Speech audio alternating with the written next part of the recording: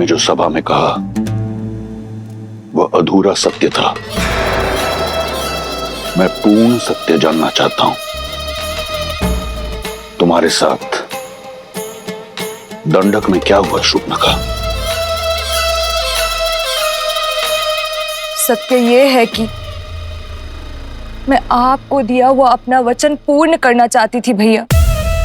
संसार की हर सबसे सुंदर वस्तु का स्वामी है मेरा भाई, परंतु यदि संसार की सबसे सुंदर स्त्री उसके पास ना हो तो ये गर्व अधूरा है भैया। और उसी को पूर्ण करने के लिए मैं सीता के हरण के लिए गई थी और मेरा पुत्र शंभु मेरे इस उद्देश्य को पूर्ण करने के लिए मेरे साथ गया था, परंतु उस राम ने मेरे पुत्र के प्राण हर लिए और मुझसे मेरा मान अपने भाई के लिए संसार की सबसे सुंदर स्त्री को लेने गई थी, परंतु अपना सौंदर्य खोकर लौट आई। किंतु मैं हार नहीं मानूंगी भैया। रूप गया तो क्या, परंतु मैं वचन नहीं जाने दूंगी। फिर से स्वस्थ होकर मैं फिर जाऊंगी, या तो उस राम का अंत करके सीता को अपने भाई लंकेश को सौंपूंगी, या तो फिर उसके हाथों मारी जाऊंगी। अपने भाई के आनंद के लिए कुछ भी करने को सज्ज हूं मैं। तुम्हें कुछ करने की आवश्यकता नहीं। उस वनवासी के साथ क्या करना है वो मार्ग मैं निकालूंगा। लंका और लंकेश के सम्मान को पुनः लौटाने का केवल एक ही मार्ग है भैया, राम का वध और सीता का वरण।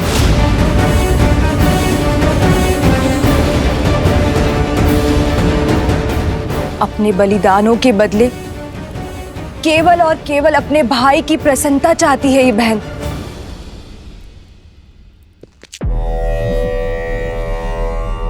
तुम्हें न्याय मिलेगा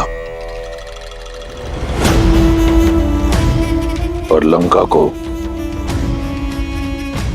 उसके अपमान का प्रतिकार।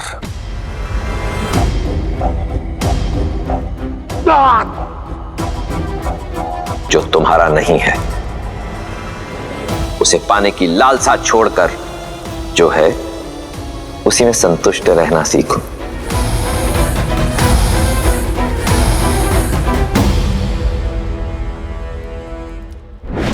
जब मन में संशय का नाद हो तो न्याय का डंका नहीं बजता है।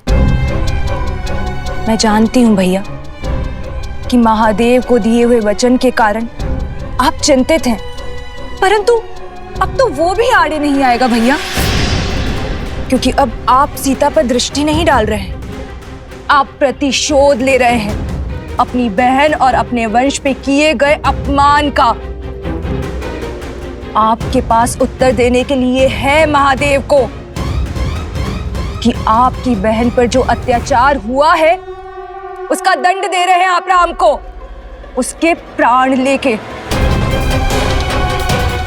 एक अबला विधवा का उद्धार करने के लिए उससे विवाह किया। सीता लंका के स्वर्ण महलों में रहने के योग्य है, ना कि वन में दर दर भटकने के।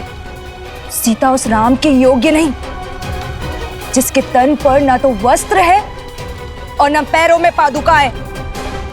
भैया, आप एक स्त्री को उसका अधिकार दे रहे हैं। एक स्त्री होने के नाते मुझे पूर्ण विश्वास है कि इस उपकार के बदले सीता सदा आपकी ऋणी रहेगी। हमें शीघ्र उत्तर देना चाहिए पिताश्री।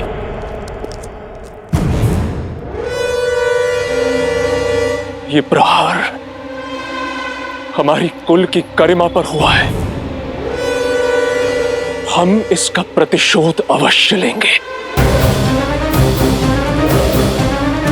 अब आज्ञा दीजिए पिताश्री, मैं अभी इसी क्षण अपनी सेना को लेकर प्रस्थान करता हूं और राम को उसके किए का दंड देकर आता हूं।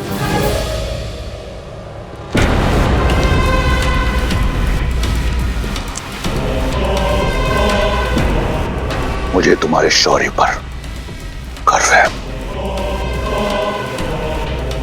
भैया,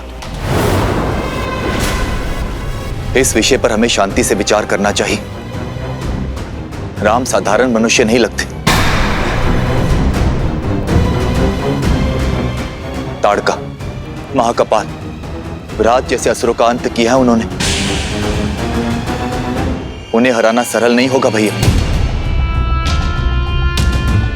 भैया, नीति तो यही कहती कि हमें राम से संवाद करना चाहिए, उनका पक्ष भी सुनना चाहिए। नारी का सम्मान करने वाले, अहिल्या को मुक्त कराने वाले धर्मात्मा ने किसी कारणवश शूर्पणखा पर प्रहार किया होगा।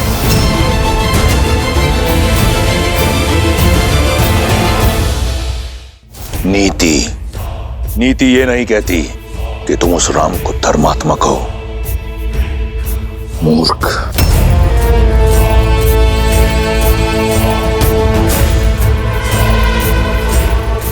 स्वामी, शूर्पणखा के साथ जो हुआ उससे मैं भी दुखी और उत्तेजित हूं, किंतु मुझे लगता है कि सत्य उससे अधिक बड़ा है जितना शूर्पणखा ने बताया।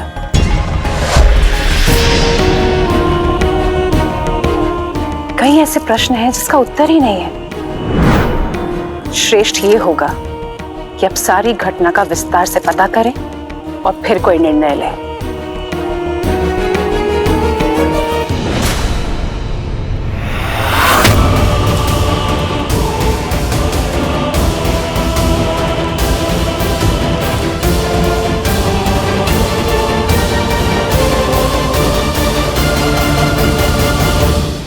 दो 210, 211, 212।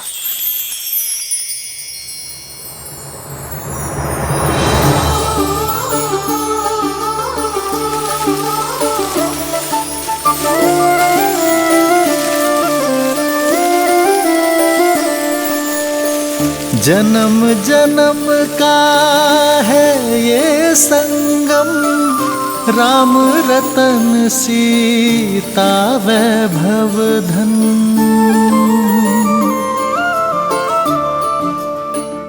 213, 214, 215, 216, 217।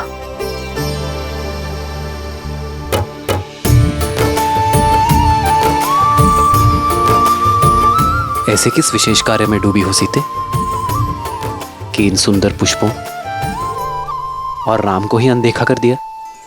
भविष्य में झांकने का प्रयास कर रही हूँ। गिन रही हूँ कि हमारे वनवास में कितने दिन शेष हैं।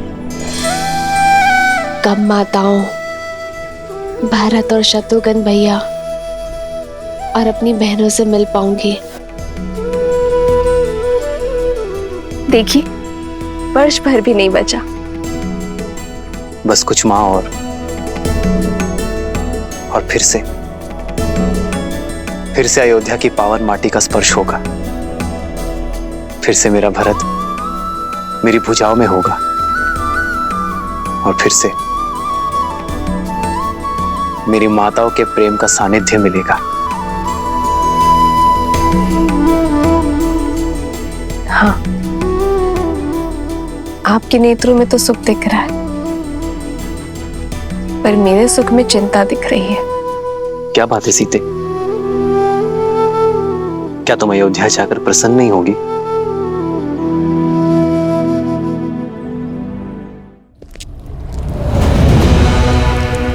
इस विशेष कार्य पर जा रहे हैं लंकेश। अचानक कहां प्रस्थान कर रहे हैं? बार शूर्पणखा की नाक पर नहीं, लंका के सम्मान पर हुआ है।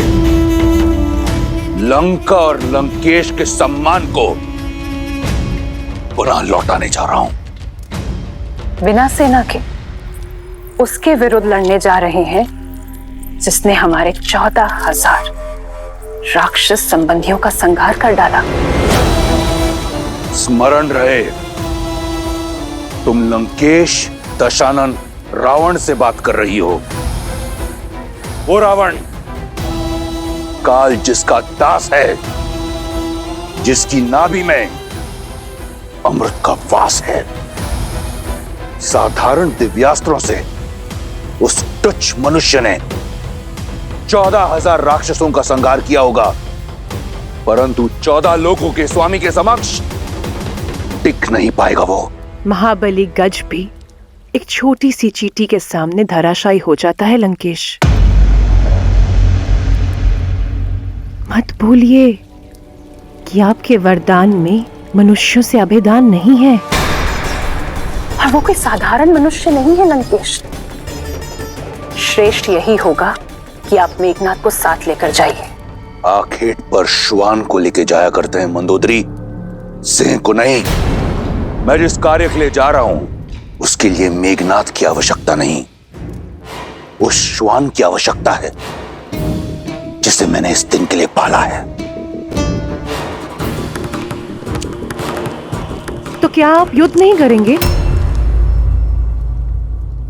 तुम्हारी बुद्धि भय से ग्रस्त हो चुकी है। जिस पैनेपन ने मुझे रिझाया था वो कम हो गया है मंदोदरी।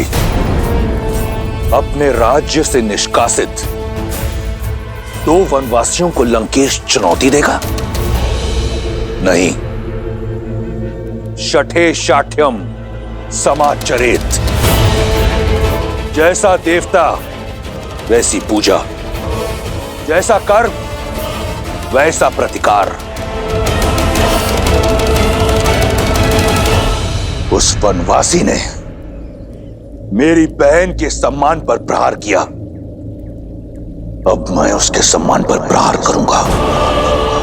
उसने रावण के विरुद्ध अपना शीश उठाया है, मैं समस्त संसार के समक्ष उसके नेत्र झुका दूंगा।